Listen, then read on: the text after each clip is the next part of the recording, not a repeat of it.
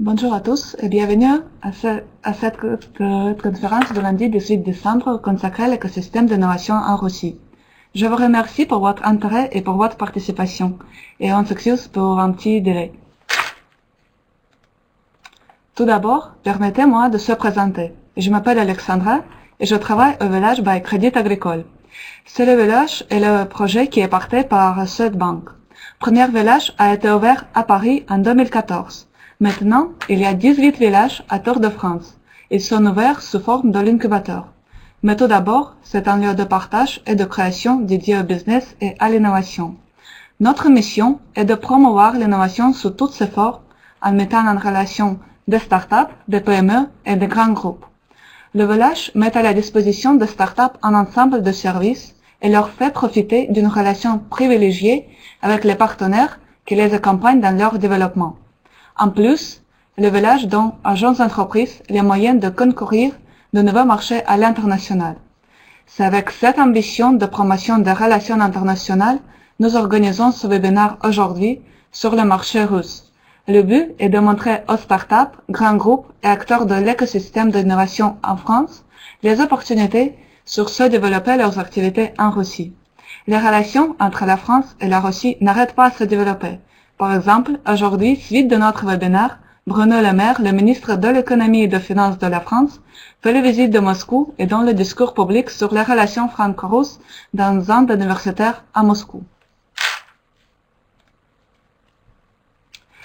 Donc, c'est une bonne occasion aujourd'hui de faire ce webinaire sur la Russie en partenariat avec Business France, qui est présenté aujourd'hui par Fouad Kefif, et avec Société Obvious, présentée par Yannick Tranchier, qui est également fondateur de la première incubateur des entrepreneurs français à Moscou.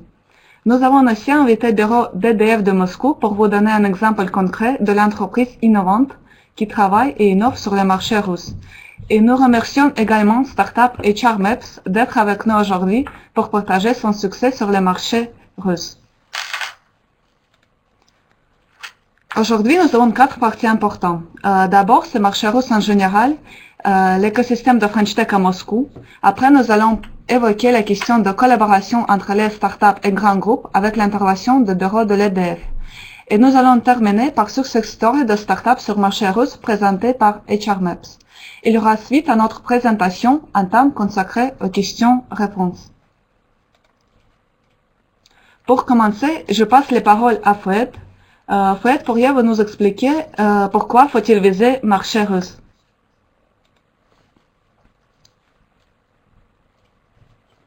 Bon, bah écoutez, bonjour à tous. Merci beaucoup Alexandra, merci au village pour l'organisation de ce webinar.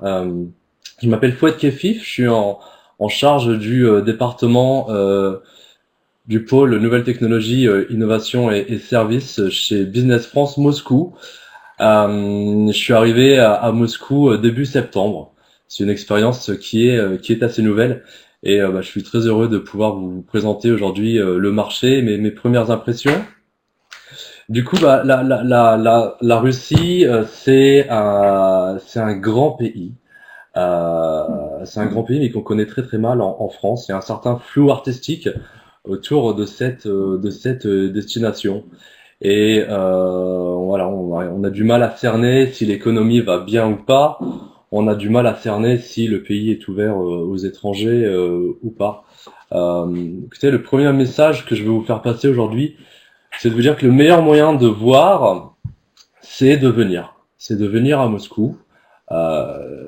C'est à 4 heures de vol de la France. Il y a des lignes directes depuis Paris, depuis Lyon, depuis Nice. C'est très facile, ça coûte pas très cher. Et même si ça fait que 3 mois que je suis là, on a déjà accueilli une petite vingtaine d'entreprises et franchement, ils repartent jamais déçus. L'accueil est très très bon et il y a beaucoup de choses à faire ici. Ça c'était le premier message. Il faut venir. Il y a un contexte bien entendu avec la Russie, un contexte de sanctions. On va en parler rapidement pour un peu démystifier la question. Du coup, il y a le bloc occidental, c'est-à-dire l'Union européenne et les États-Unis qui ont imposé un régime de sanctions à la Russie suite à la crise en Ukraine et en Crimée. Il y a des sanctions de trois types. Des sanctions sectorielles qui visent certains secteurs d'activité, mais là c'est assez circonscrit, notamment aux industries duales, c'est-à-dire les industries qui s'appliquent aussi bien aux civils qu'aux militaires. Du coup, bon, ça bouge assez régulièrement. Du coup, ça nécessite qu'à chaque fois, on valide que vous pouvez bien venir. Il y a des sanctions financières, par ailleurs. Les banques européennes ne peuvent pas prêter à long terme sur la Russie. Il y a des financements exclusivement à court terme. Et les banques sont assez frileuses. Du coup, on peut avoir des difficultés à se faire financer sur la Russie. Euh, voilà. Et le dernier type de sanctions, il y a une liste de personnalités russes qui est visée directement par les sanctions. Du coup, ça nécessite aussi d'avoir un avocat ici et de faire quelques recherches avant de s'engager avec tel ou tel partenaire. Et puis par ailleurs, il y a un régime de contre-sanctions pour réagir par rapport à tout ça. La Russie a aussi mis en place un régime de contre-sanctions. Et là, en fait, ça concerne exclusivement les produits frais agroalimentaires. Voilà, raison pour laquelle on trouve pas de fromage français actuellement en Russie ou de fruits et légumes. C'est un contexte qui pénalise, hein, bien entendu, les exportateurs européens. Mais dans ce contexte du coup, ce qu'on appelle ici le programme de substitution aux importations, la Russie, sachez-le, investit énormément dans plusieurs industries, notamment agroalimentaires, pour subsister à ses besoins, et ça crée de nouvelles opportunités pour les PME françaises. Voilà. Voilà ce que je voulais dire sur le contexte général. Euh, du coup, on est passé à la deuxième slide. Ce qu'on peut dire sur l'économie russe, après 2 années, plusieurs années même de baisse, hein, de récession. En 2017, le taux de croissance attendu est de 2%, ce qui est pas très élevé, mais c'est quand même une croissance dans le cadre d'un régime de sanctions. Du coup, il y a quand même un marché, une demande, une consommation du marché intérieur qui reprend. Il y a une vraie classe moyenne en Russie. Les salaires commencent à croître de nouveau.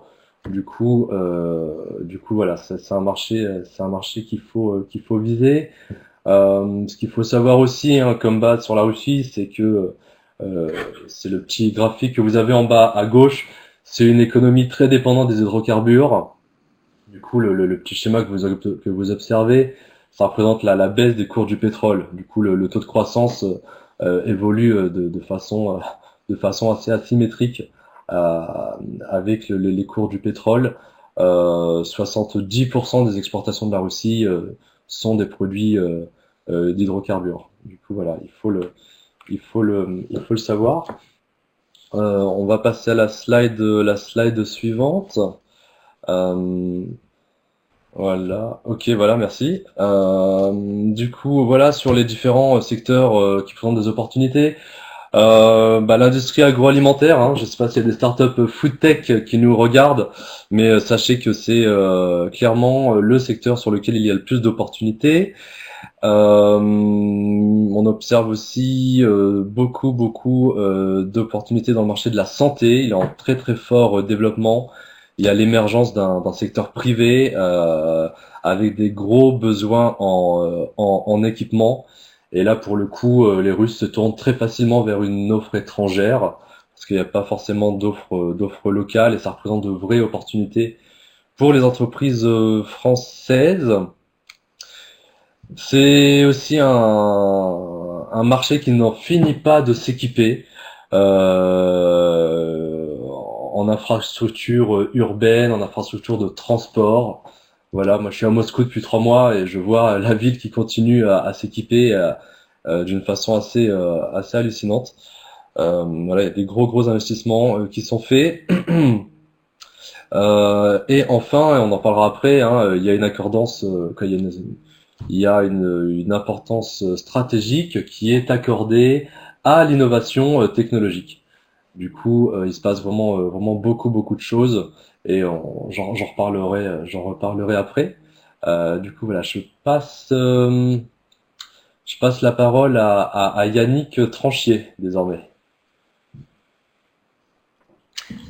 Bonjour à tous, j'espère que vous m'entendez bien. Merci beaucoup Fouad pour cette introduction nécessaire et très complète sur la Russie. Donc je me présente rapidement, je suis Yannick Tranchier, j'ai fondé un cabinet de conseil en innovation qui s'appelle Obvious, spécialisé dans les partenariats franco-russes il y a 6 ans. Depuis, je me suis installé en Russie, j'ai monté la filiale d'Obvious en Russie. Et comme l'a dit Fouad, il faut venir en Russie et quand on vient en Russie, on se rend compte qu'il y a énormément d'opportunités. Et j'en suis un premier exemple et un petit exemple puisque venant en Russie, j'ai créé la MEF, donc la Maison des entrepreneurs français, et également NUMA, Moscou, dont on parlera un petit peu plus tard. Donc en fait, ce qui est très surprenant quand on découvre la Russie et sans rien savoir du pays à l'avance, c'est qu'il y a énormément d'opportunités en Russie. Bien évidemment, c'est un grand marché, on vient de le voir dans les slides. C'est une économie forte qui représente le 6e PIB au niveau mondial. Donc il y a une opportunité d'export, mais c'est également un pays rempli d'ingénieurs et de très très bons niveaux. À titre personnel, moi j'ai commencé à travailler avec la Russie sur de la sous-traitance. Donc je travaillais pour des grands groupes type EADS, Safran, etc. Et en fait, on sous-traitait des projets de calcul, donc de méca ou de développement logiciel complexe en Russie avec des ingénieurs d'un très très haut niveau. Donc il y a un marché énorme et relativement facile d'accès parce qu'il n'est pas loin et parce qu'il n'est pas concurrentiel. Mais il y a aussi un capital humain très très fort qui ouvre la voie à 2 opportunités de collaboration entre des entreprises françaises, start-up PME et la Russie. C'est de la sous-traitance. Encore plus aujourd'hui avec un rouble qui a été fortement dévalué par rapport à l'euro.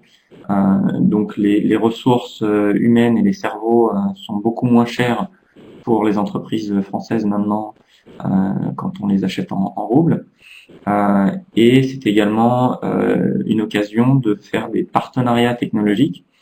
Alexandra citait la venue de Bruno Le Maire à Moscou sur ces 2 jours. En l'occurrence, demain, un accord sera signé entre BPI France et son homologue russe pour favoriser le développement de partenariats technologiques avec des financements publics.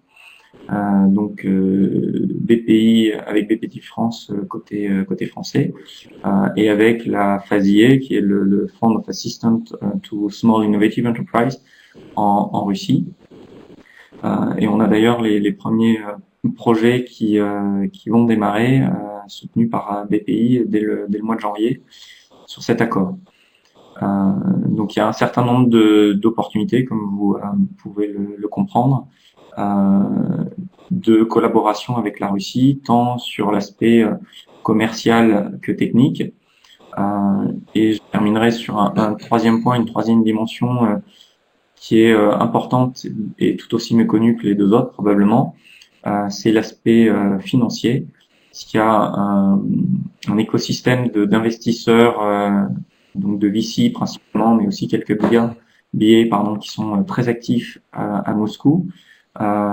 Qui ont atteint un niveau de maturité et de professionnalisme qui est similaire à ce qu'on peut connaître en Europe.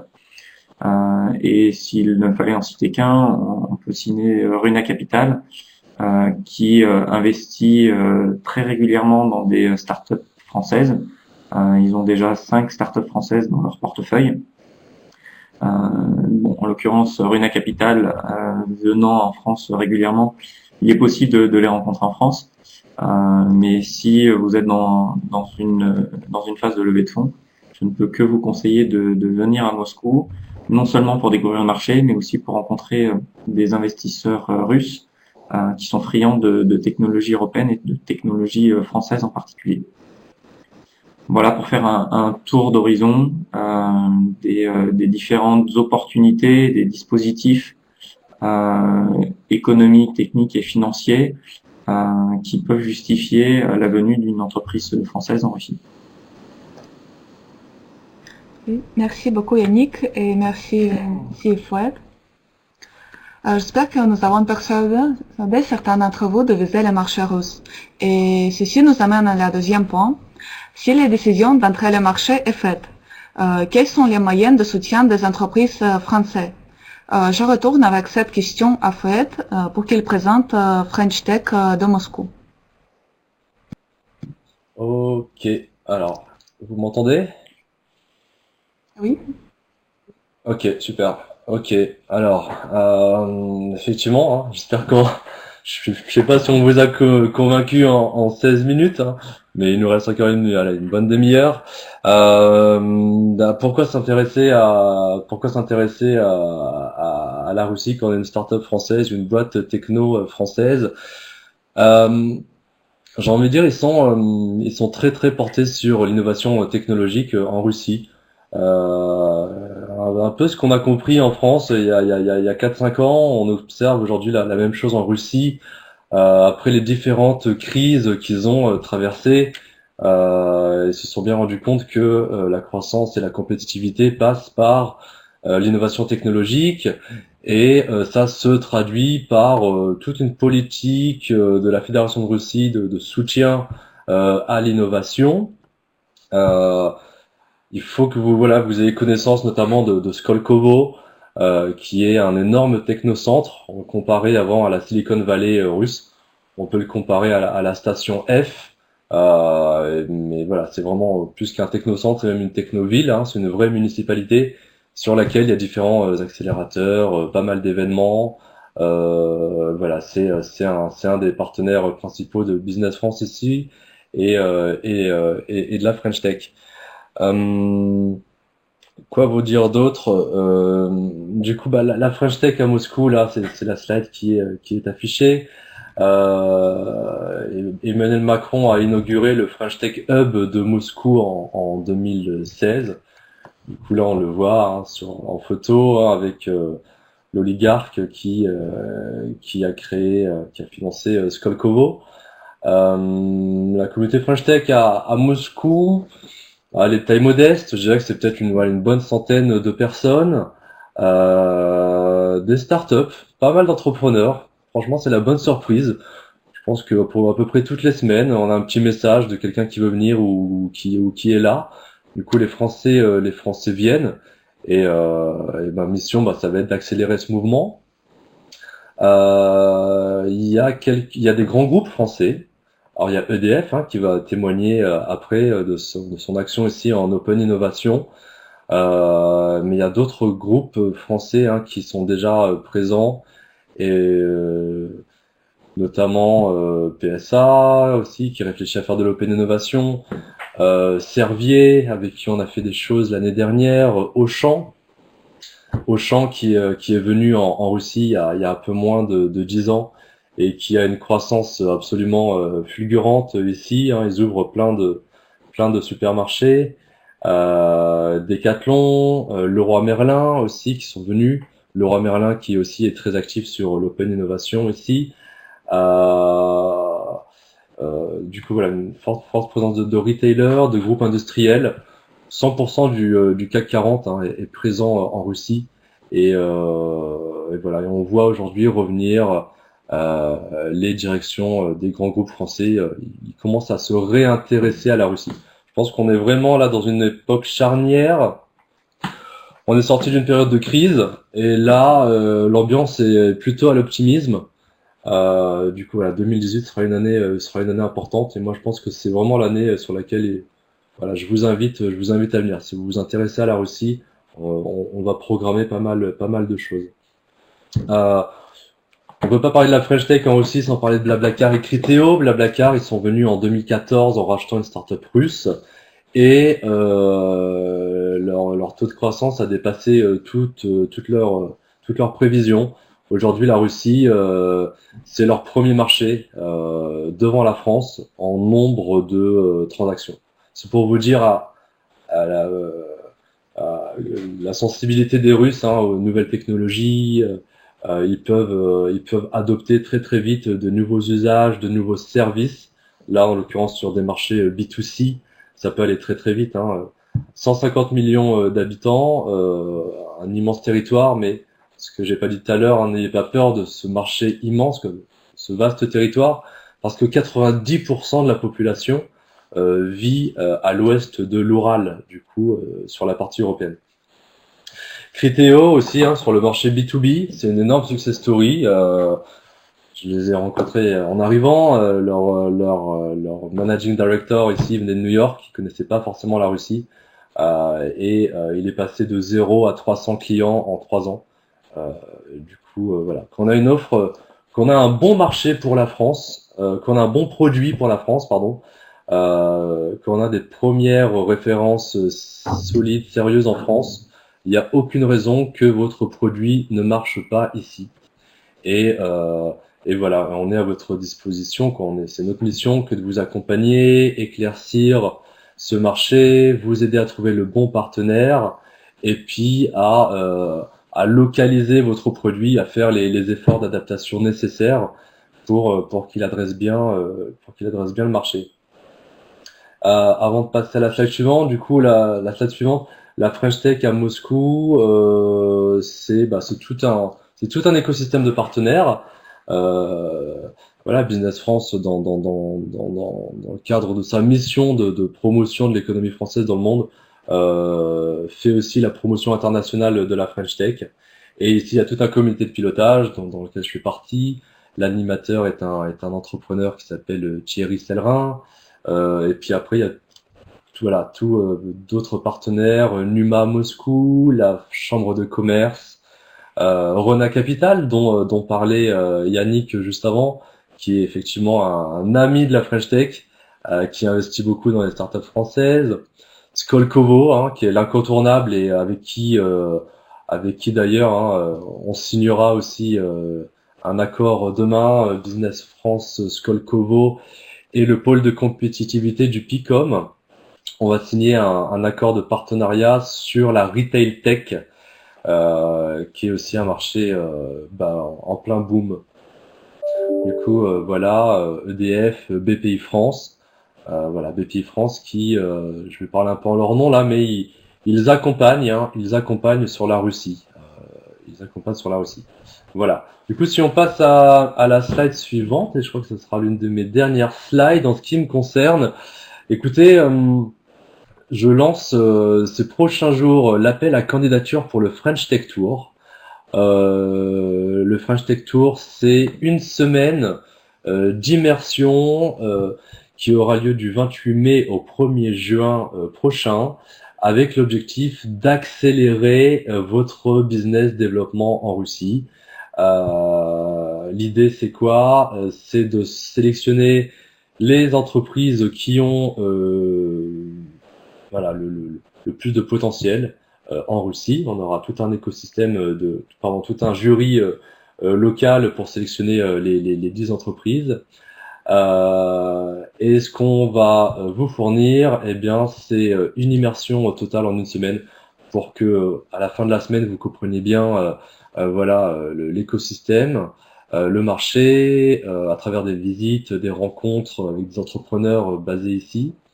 La deuxième chose, c'est vous organiser un programme de rendez-vous sur mesure avec des C-level pour que vous pitchiez autant que possible votre produit, votre solution, pour vous permettre un peu de prendre la température, comme on dit, et de voir s'il y a un market fit et de voir ce qu'il va falloir adapter pour adresser ses premiers prospects.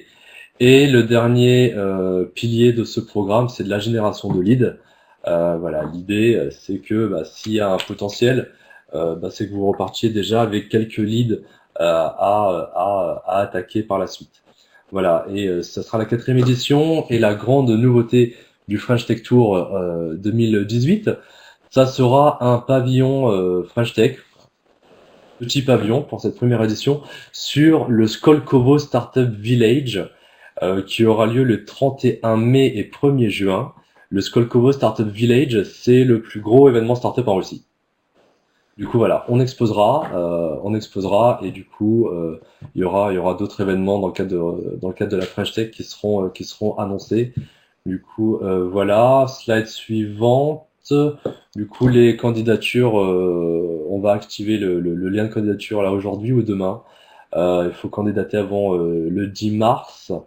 Et c'est un programme voilà, à 3600 €.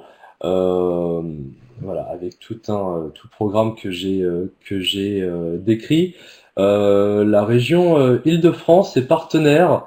Alors je sais pas s'il y a des régions, des entreprises de l'Île-de-France qui nous regardent, mais si c'est le cas, il y aura une grosse subvention de Paris Région Entreprise euh, de 1600 € je crois. Du coup, voilà, on pourra s'en reparler. Écoutez, du coup, voilà, je repasse la parole à Yannick qui va pouvoir voilà, vous expliquer comment il intervient aussi. Merci beaucoup, Fouad. Bonjour à tous. Donc, effectivement, vous l'avez bien compris, il est indispensable de venir en Russie pour découvrir le pays et se faire une première idée.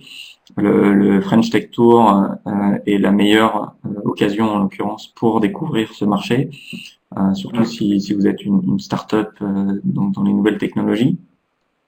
Il est tout aussi indispensable, si on veut faire du business en Russie, d'être présent en Russie. Les Russes sont très réactifs, mais ont aussi la mémoire très courte pour dire les choses de manière un peu amusante.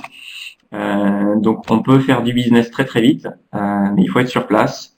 Donc si vous venez par exemple au French Tech Tour, vous aurez de très très nombreux rendez-vous B2B, donc de très nombreuses opportunités commerciales dans la foulée. Et il faut savoir être très réactif, donc il faut savoir répondre tout de suite à ces sollicitations et il faut revenir le plus vite possible en ayant une présence locale. Même si les Russes sont très francophiles, et même certains francophones, le business se fait quand même en local, le business se fait en russe. Il est extrêmement important d'avoir une personne sur place. Et c'est la raison pour laquelle, en 2013, donc il y a 4 ans maintenant, j'ai créé la Maison des entrepreneurs français, qui est le premier incubateur français en Russie, pour faciliter l'accès au marché russe à toutes les startups et PME françaises. Donc ça concerne tous les secteurs puisque on apporte tous les services administratifs dont vous pouvez avoir besoin pour vous implanter. Donc la création d'une entreprise, le recrutement des premières personnes sur place, l'hébergement, la comptabilité. Le but est de vous faciliter la vie et de vous décharger de toutes ces tâches administratives pour que vous puissiez vous concentrer sur le business. Et sachant que dans le business, justement, Business France est là pour vous aider, pour monter des rendez-vous, vous accompagner, faire des traductions si nécessaire en attendant que vous ayez une première ressource russophone à disposition.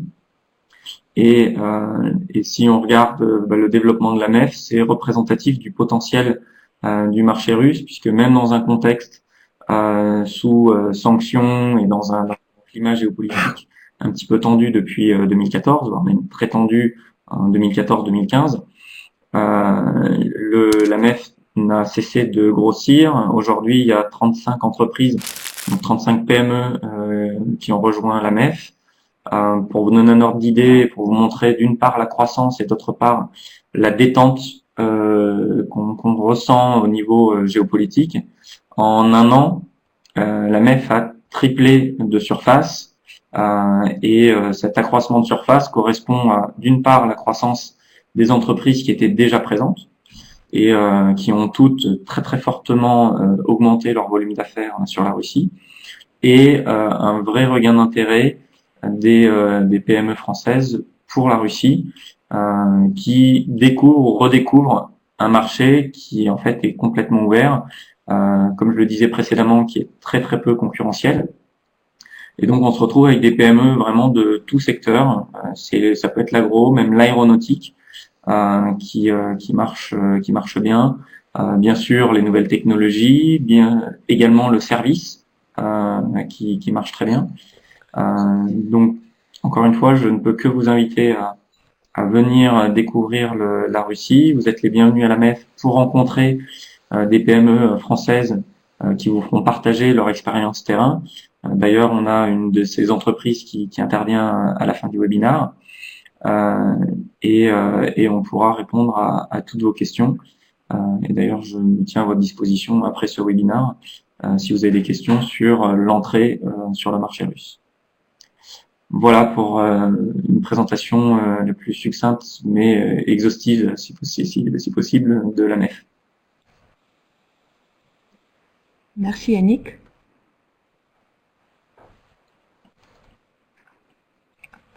Et donc, je propose de passer sur la partie de l'innovation ouverte. C'est cette trend, on peut dire, cette tendance développe très très fort aujourd'hui. Et voilà, je laisse Yannick vous présenter ces relations gagnant-gagnant en présentant l'activité de Numa Moscou. Effectivement. Donc là, je vais changer de casquette. Puisqu'après avoir créé la MEF en 2013, je me suis associé à Numa en 2015 pour créer Numa Moscou et accélérer le développement de l'écosystème de l'innovation en Russie, qui est beaucoup plus jeune que l'écosystème français, puisque l'acte fondateur de la création de l'innovation, on va dire, en Russie, c'est la création de Skolkovo, dont Fouad a parlé tout à l'heure. Et en fait, Skolkovo est né en 2010. Donc, si vous comparez ça à Sophia Antipolis, par exemple, qui a, je ne sais plus d'ailleurs, 50 ou 60 ans d'existence maintenant, ça vous donne une idée du retard qu'a pu prendre la Russie sur ce sujet-là. Mais ce qui est intéressant de noter, c'est que les Russes ont une capacité formidable à rattraper leur retard et à prendre même un temps d'avance sur ces sujets-là. Ils l'ont fait dans les télécoms, par exemple, où ils ont quasiment zappé la 3G pour passer directement à la 4G. Et dans le domaine de l'innovation, c'est pareil. Ça se développe très très fort. Moscou est rentré dans le top 15 des villes innovantes, là où Paris, Londres et Berlin sont juste à l'entrée du top 10. Et ça se développe très très fort. Numa essayant d'apporter une modeste contribution à ce développement avec une approche plus internationale, puisque l'écosystème russe est pour l'instant très local. Les startups se concentrent sur leur marché local. Et on intervient, tout comme en France d'ailleurs, aussi bien auprès des startups qu'auprès des grands groupes, parce qu'une startup ne peut pas se développer sans ses clients, et ses premiers et ses meilleurs clients, ce sont les grands groupes. D'autant que les startups russes sont très souvent très technologiques et donc très orientées B2B. Et c'est la raison pour laquelle on travaille le plus souvent possible avec les grands groupes russes ou français en Russie pour créer des passerelles et faciliter les collaborations avec les startups.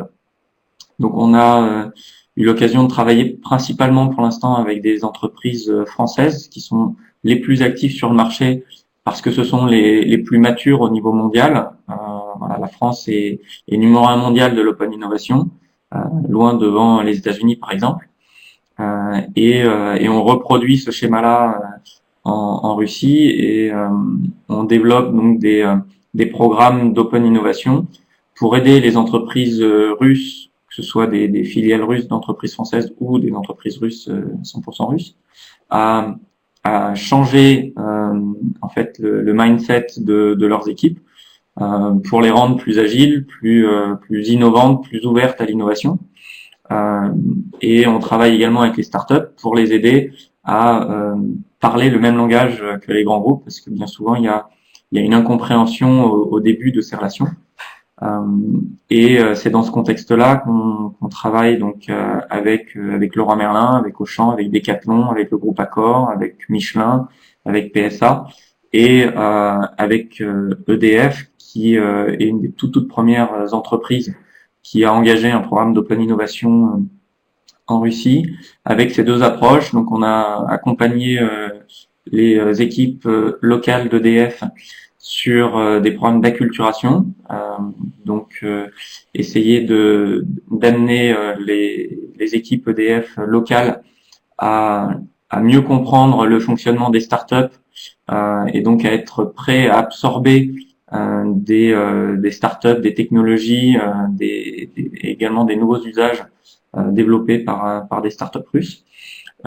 Et ensuite sur de l'identification de projets sur lesquels EDF pourrait engager un partenariat.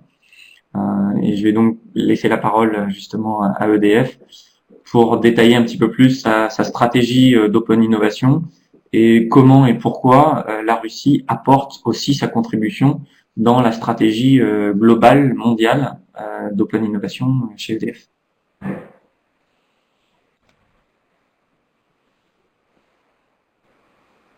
Bonjour, j'espère que vous m'entendez. Je remercie le Village pour l'organisation à Think Business France. Bonjour. Donc Luc Charrer, le directeur du bureau, va arriver incessamment sous peu.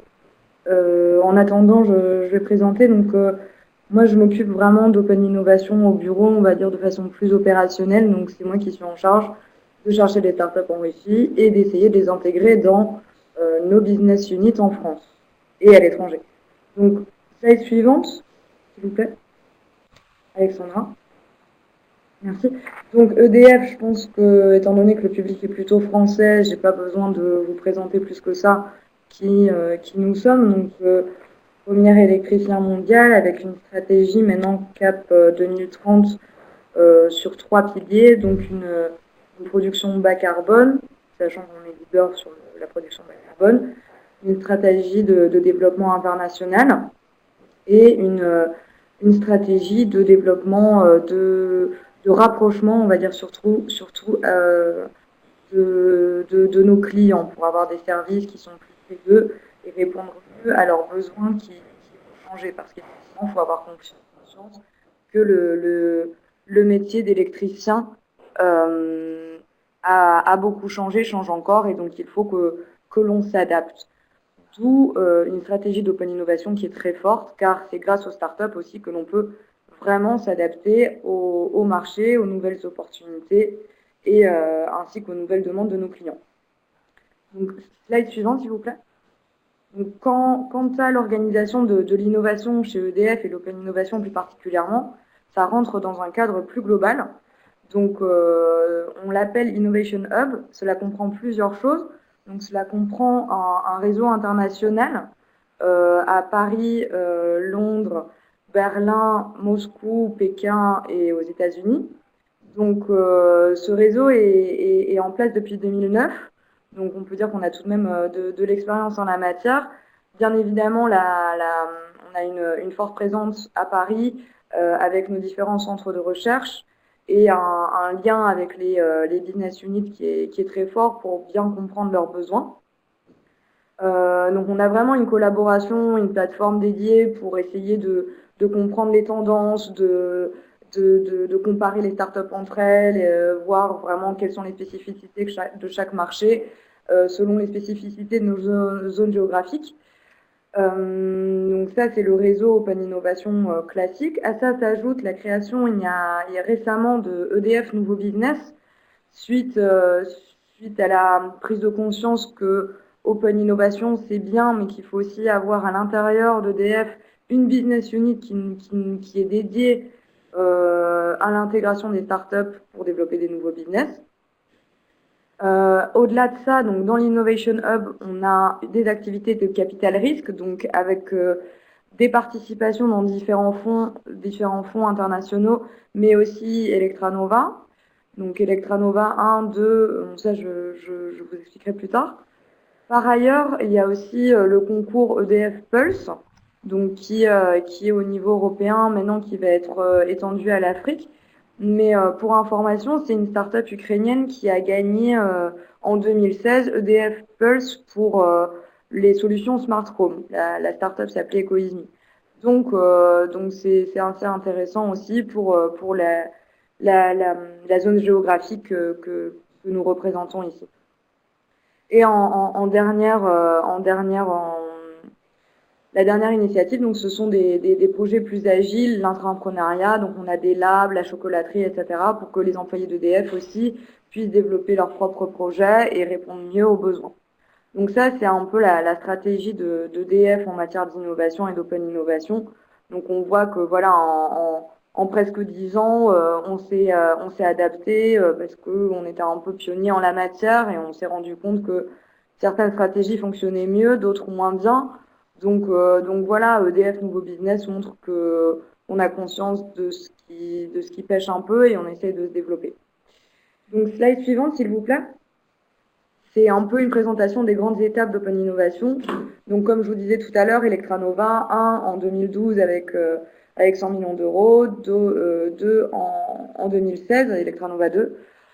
Au niveau, voilà, donc l'investissement, le sourcing, le transfert. Donc maintenant, ça c'était les chiffres pour 2014-2015. Maintenant, on est à plus de 5000 startups qualifiées, donc analysées et qualifiées, plus de 500 projets pilotes, donc POC avec les métiers et une cinquantaine de success stories, de transferts réels, de réappropriation par les métiers. L'innovation interne, la génération, la promotion. Donc ça, c'est ce dont je vous ai parlé. Slide suivante, s'il vous plaît. Quant à EDF Russie, vraiment, donc on a le bureau de représentation ici, qui a commencé ses activités dès 2015 en termes d'open innovation, avec une formation dans nos équipes à Paris, à Chatou, puis un partenariat avec Nouma. Donc on remercie Yannick pour son aide, voilà, qui nous a permis de mieux comprendre les logiques de l'open innovation, de comment il fallait faire, un sourcing très efficace qui du coup, comme j'en ai parlé tout à l'heure, nous a permis de prendre connaissance d'Ecoisme qui a gagné Pulse en 2016. Donc c'est vraiment via Nouma, via le réseau ici en France qui est très présent. Je pense qu'il faut en avoir conscience quand on est une start-up française qui veut se développer en Russie. Peut-être que la communauté n'est pas très grande, mais la communauté est présente et via la French Tech, via Nouma, on arrive à se développer et en tout cas à bien cerner les opportunités. Donc je pense qu'il faut en avoir conscience et on est fort de ça ici à Moscou. Donc voilà, donc 2015-2016, début des activités. 2016, on a continué. Donc là, en 2017, étant donné que EDF a pris conscience vraiment des opportunités de la Russie, enfin, il ne faut pas oublier qu'en juin, par exemple, Poutine a dit que les grands groupes russes devaient se développer aussi en termes d'open innovation. Donc, ils vont rechercher des startups et que aussi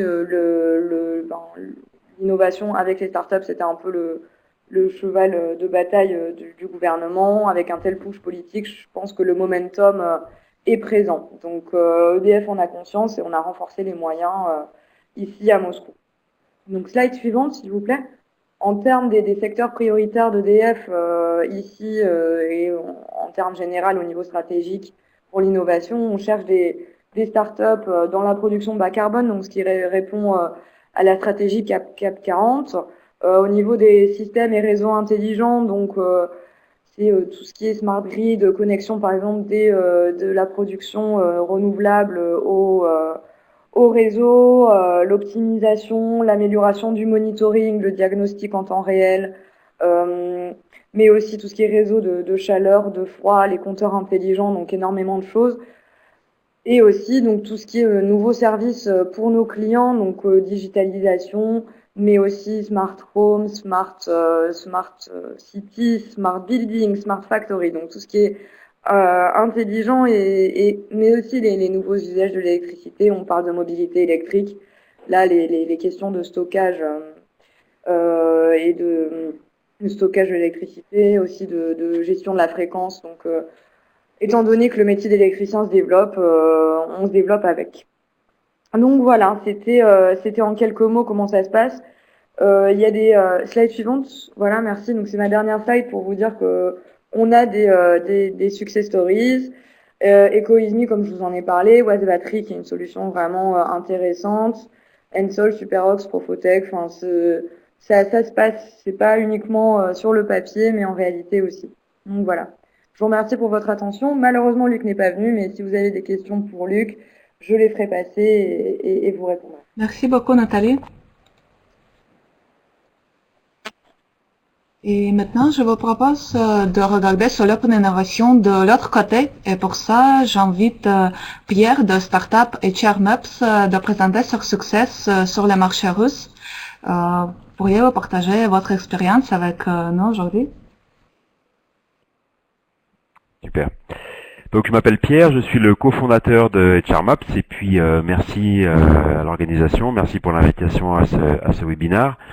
Alors pour vous parler de HR Maps et de la Russie, donc en 2014, une opportunité s'est présentée à nous. Il s'agit d'un grand groupe français du bricolage avec 20 magasins et 10 000 salariés à l'époque. Et pour nous, c'était une sacrée chance pour démarrer notre activité. Mais quand même, ça interroge la Russie, là. Comme je l'ai entendu dire, depuis la France, c'est quand même pas très connu. La Russie, Moscou, les Russes, le Russe. Est-ce que c'est loin? Combien ça coûte pour se loger? Et puis une exigence forte de la part de ce qui était un prospect à l'époque, pas encore un client. Il fallait quelqu'un sur place. Alors la chance, c'est que la compagne de mon associé français, alors l'associé est français, mais sa compagne est russe. Et puis après avoir goûté au charme de Lyon, elle n'est pas prête, elle voulait pas retourner en Russie. Mais bon, Moscou, vous l'avez peut-être entendu aussi auprès des autres intervenants, Moscou, Saint-Pétersbourg, ce sont des grandes villes, mais c'est pas tout à fait la Russie. Par contre, quand vous êtes à Moscou, vous êtes dans n'importe quelle capitale. C'est-à-dire les références vestimentaires, culturelles sont tout de même assez proches. Voilà, donc vous ne serez pas complètement dépaysé. Et puis Moscou s'organise avec l'arrivée de la Coupe du Monde de foot aussi. Le métro a fait beaucoup de progrès et on peut maintenant s'y diriger sans connaître l'alphabet cyrillique. Voilà, et donc en 2014, finalement, nous sommes partis dans l'aventure et c'est comme ça que HR Maps est né. Et donc 4 ans plus tard, moi j'ai fait plus d'une vingtaine d'allers-retours à Moscou. C'est sans aucun regret que nous avons cette expérience russe. Alors bien sûr, il y a des complexités administratives, le rouble, sans faire de mauvais jeu de mots, qui a fait les montagnes russes et qui nous a donné quelques sueurs froides par moment, mais aussi de très belles opportunités sur le marché. Comme l'a dit Yannick, il faut être aussi très réactif. Et puis voilà, et puis par rapport au fromage de chèvre, j'amène régulièrement des cabécous dans ma valise à Moscou. Et pour l'instant, je me suis jamais fait pincer à la douane, ni par les chiens. Ça, c'est pour la petite histoire. Et donc, pour notre client historique, Leroy Merlin, qui s'est ainsi fortement développé en 3 ans, qui est passé de 20 à 50 magasins, de 10 000 à 25 000 collaborateurs, de 3 à 8 fuseaux horaires, et donc avec HR Maps, donc la réalisation pour la 2e année de leurs entretiens annuels. Donc pour 25 000 salariés, ça commence à faire un peu de bruit. Et puis depuis le démarrage du projet, enfin on a été assez rapide dans la première livraison. Ils utilisent le catalogue de formation de HR Maps. Plus de 700 références de formation, des centaines de milliers d'heures gérées dans HR Maps, beaucoup de formateurs internes. Et donc sur la Russie, donc des opportunités. Aujourd'hui on a vraiment attaqué le marché que depuis on va dire 9 mois.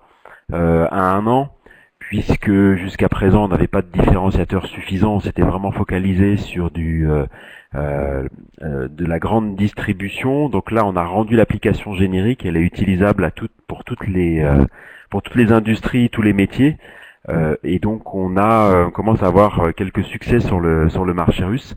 Mais voilà, pas plus de complexité qu'ailleurs. Par rapport à l'international, donc parce que HR Maps c'est aussi une équipe avec des bureaux en Tunisie, au Maroc, en France et donc bien sûr du monde en Russie, hébergé à la maison des entrepreneurs français avec Yannick, et donc de la synergie qui se crée aussi avec des entreprises basées à la MEF. Et donc en conclusion sur le marché russe, nous sommes en passe de transformer l'essai russe.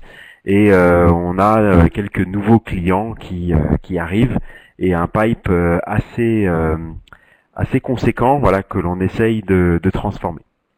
Voilà, merci à tous. Merci beaucoup Pierre. On vous souhaite bon courage pour votre prochaine aventure sur le marché. Et nous avons aussi avec nous la startup Caméléon. C'est une startup dans le domaine de marketing digital. Malheureusement, on n'a pas testé le son, donc on ne peut pas se connecter. Mais si vous avez des questions, n'hésitez pas à poser pour cette startup. Elle peut vous répondre dans le chat. Donc c'est une startup où il y a 90 personnes dans 3 pays du monde. France, Russie et Allemagne. Et à Moscou, ils ont le bureau surtout en recherche et développement, où il y a vingtaine de personnes.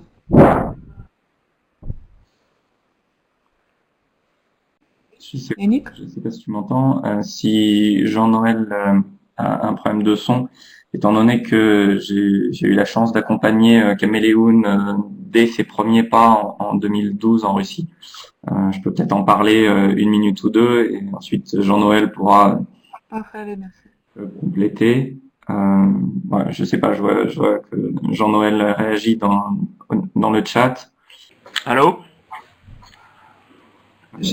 Allô, allô? On vous attend, parfait. On vous attend, parfait. Ah, vous m'entendez très bien? Oui, vous pourriez présenter votre activité, votre startup. Ah, bah, du coup, je vais peut-être présenter rapidement. Moi, je vous entends très très mal, donc ce sera sans retour. Mais bon, je vais essayer de présenter. Alors, Yannick a commencé, j'ai pas pu entendre tout ce qu'il a dit, mais effectivement, il nous connaît assez bien parce qu'il nous a accompagnés dès nos premiers pas en Russie. Alors, en fait, donc moi, je suis le fondateur de Caméléon, qui est une entreprise française que j'ai fondée en France, mais il se trouve que vers 2012, pour des raisons personnelles, j'ai commencé à m'intéresser à la Russie pour aller vivre là-bas. Et donc comme j'avais Caméléon qui avait été créé en France, ben, j'ai commencé à me renseigner aussi sur les possibilités économiques pour l'entreprise que j'avais fondée là-bas. Et donc on a déménagé en Russie en 2013, donc ça fait 4 ans. Et en fait ça s'est passé par pas mal de petites étapes, on va dire. J'avais en fait au début sondé un peu le marché, mais sans beaucoup y mettre d'efforts, parce qu'à l'époque on était encore tout petit, même en France. Et puis surtout, nous, notre développement a commencé par de la R&D. Parce que surtout pour les startups, c'est quelque chose qui est connu. Le frein principal en fait au développement des startups dans notre domaine, dans le domaine technologique et IT, c'est le recrutement de développeurs. Et en France, c'est très très dur, notamment à Paris, de trouver des bons développeurs. Donc, à un moment en fait, je cherchais des développeurs en fait, et j'ai vu quelqu'un qui en fait était russe et voulait retourner à Moscou, mais avait fait ses études en France. Donc, je l'avais trouvé en fait par les plateformes de recrutement français. Je me suis dit bon bah on est à Moscou, pourquoi pas tenter l'expérience. Ça s'est très bien passé. La fille était une très bonne développeuse, et donc on a voulu retenter l'expérience. Et en fait on s'est rendu compte qu'ici, notamment avec la chute du rouble, les programmeurs étaient non seulement 2 fois moins chers, mais aussi très compétents. Et comme c'est très dur d'en trouver en France, on a commencé à en recruter de plus en plus en Russie. Et aujourd'hui, la plupart de notre R&D, alors qu'historiquement elle était en France, se trouve en Russie, même si on garde du monde à Paris. Donc ça a été pour nous, la Russie nous a un peu vraiment sauvés sur cette question de R&D, puisqu'on a pu continuer à financer à développer nos produits, à développer l'innovation qu'on apporte sur le marché. Et puis on a commencé à vraiment attaquer le marché sérieusement depuis 2016 d'un point de vue business. Alors là, c'est beaucoup plus compliqué. Je dirais pas que c'est un grand succès parce que le marché est quand même difficile, avec en fait beaucoup de retard sur le marché européen dans notre domaine. L'e-commerce russe, c'est très peu professionnel encore. Mais bon, évidemment, comme quand même je suis là, etc., et qu'on a pas mal de monde et qu'on fait des efforts sur le marché, on a quand même une quinzaine de clients. C'est surtout des étrangers en fait pour l'instant, donc des Français comme Decathlon, mais aussi des internationaux, des Allemands comme Mediamart, on a Philippe Maurice. Enfin voilà, pour l'instant c'est surtout des étrangers. Ça veut pas dire qu'on n'essaie pas auprès des Russes, mais je pense qu'il faudra encore attendre un peu de temps avant que d'un point de vue business le marché vraiment puisse se développer en Russie.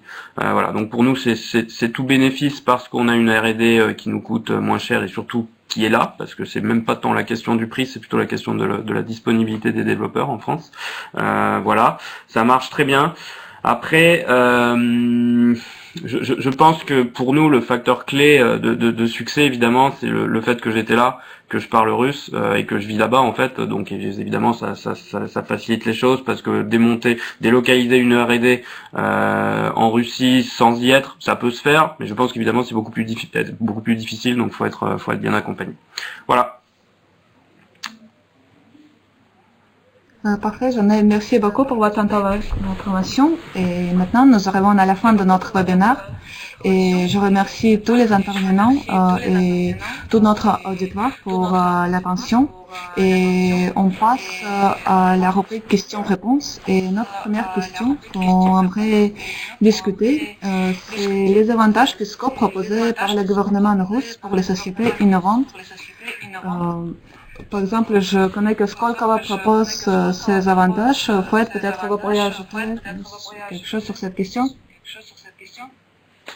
Je suis pas expert, hein, pour être tout à fait honnête là-dessus.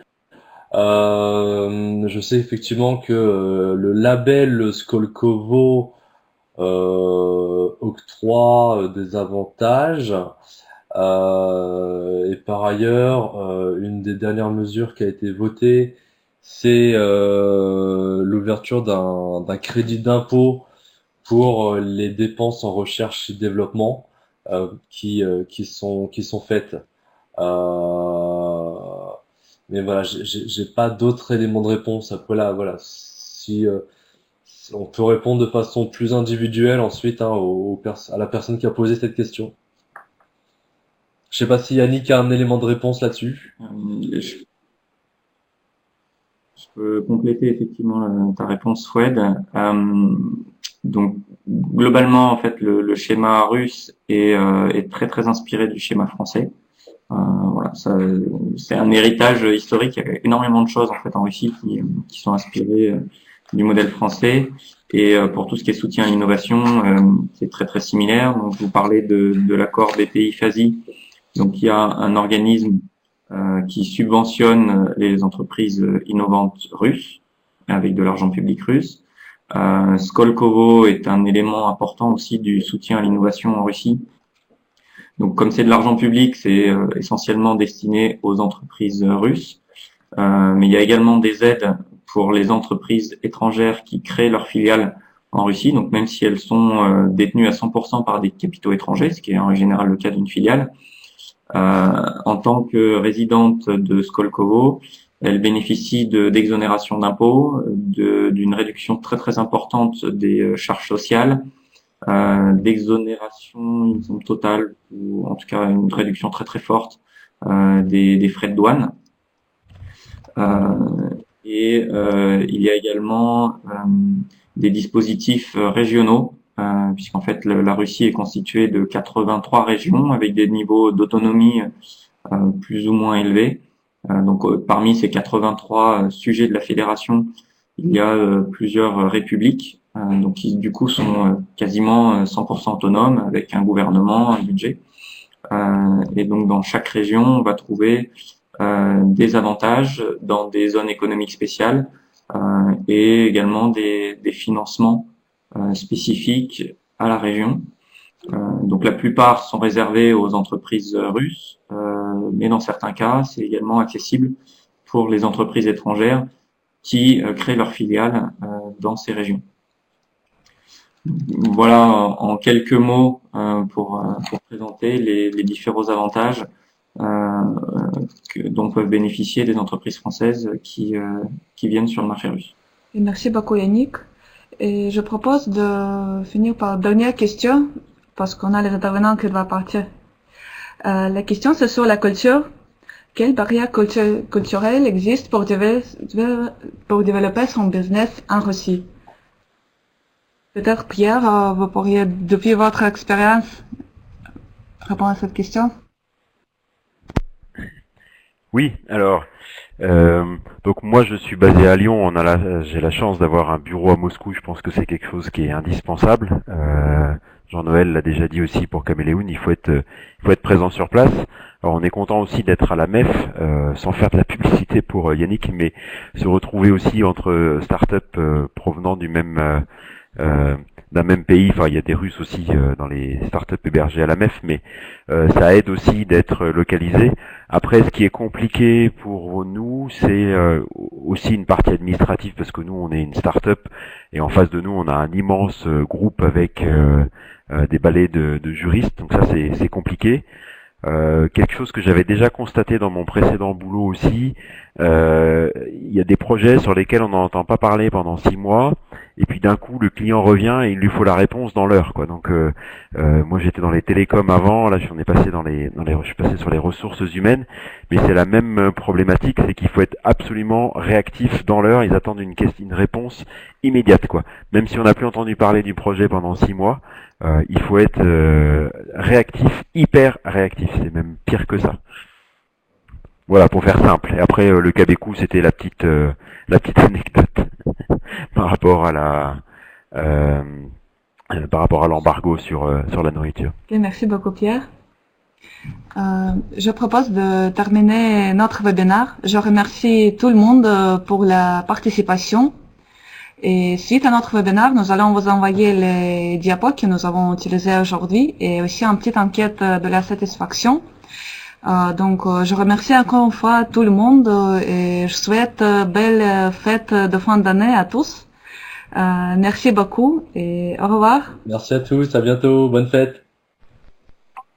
Au revoir. Merci. Au revoir. Merci. Au revoir.